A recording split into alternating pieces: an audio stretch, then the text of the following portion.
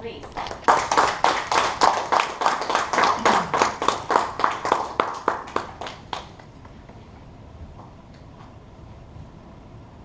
Good afternoon, Toastmasters. Good afternoon. And distinguished guests.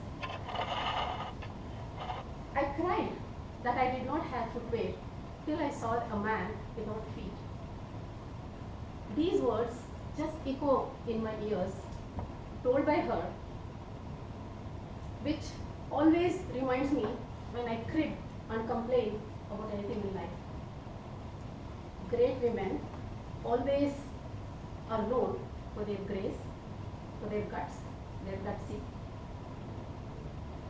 their composure,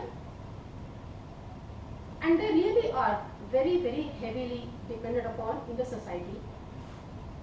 In fact, those women, those great women are highly recognized in the society and they are visible all over. People are dependent, people want their guidance. I am going to talk about one person in my life who I had a company to be with, who has made a sea of difference in my life. She was thin but tough. She was frail but firm. She was extremely graceful. She was composed like a saint.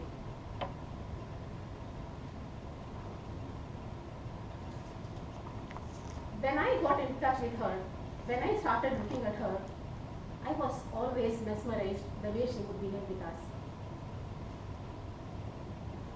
And it so happened once,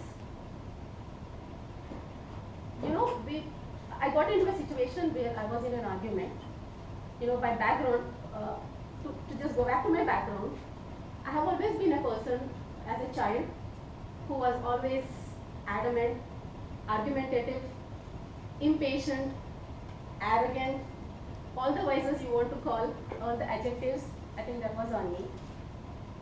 Although my parents were so docile, they were so humble, they used to be extremely modest in their behavior and very naive. But nothing of this really worked on me. And when I came in company of this great lady, things completely changed. That was around the time when I was in my 20, 21 kind of age. And I continued to be argumentative for every silly thing. And then this lady would just say, hey, hang on, listen to me, my child. Just let go of the moment. When you are arguing with another person, just realize one fact. Your hearts are distanced already. The hearts are not just going to listen to each other. Let go of that moment. I am not telling you should not argue. You must argue. You must make your point clear. But it should be at an appropriate time. That should be at the time when the hearts get closer. That's when the hearts hear each other. That was such an enlightenment for me. Believe me, my dear friends, even today, I try to implement this.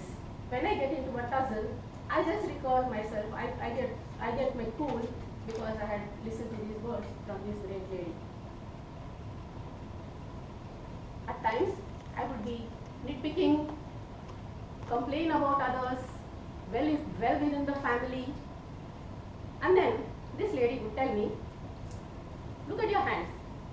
Do all your fingers are of the same size? Are all your fingers of the same size?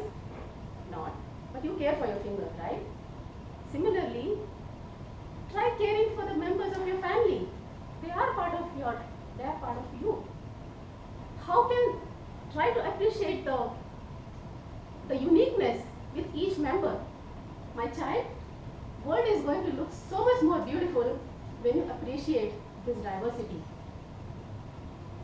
Truly, this has sunk into me so much that even when I'm supposed to be biased, I try not to be biased because it gives me so much more explorative attitude in myself. So this lady, who is she? She hails from a deep interior village of South Canada, coastal Karnataka, born and bred in a very modest way, 70 some plus years old when she was alive, so born in 1930s, 40s.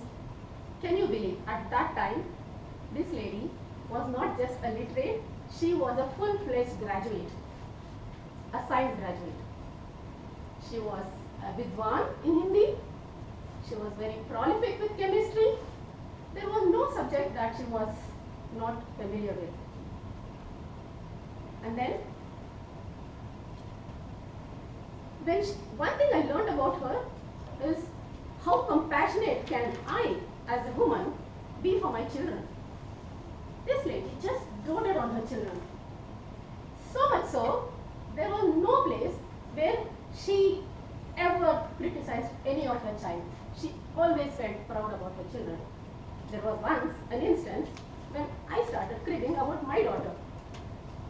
And then she said, listen, my child, you are so fortunate, you are so blessed that the Lord has given you such a beautiful child, such a healthy child.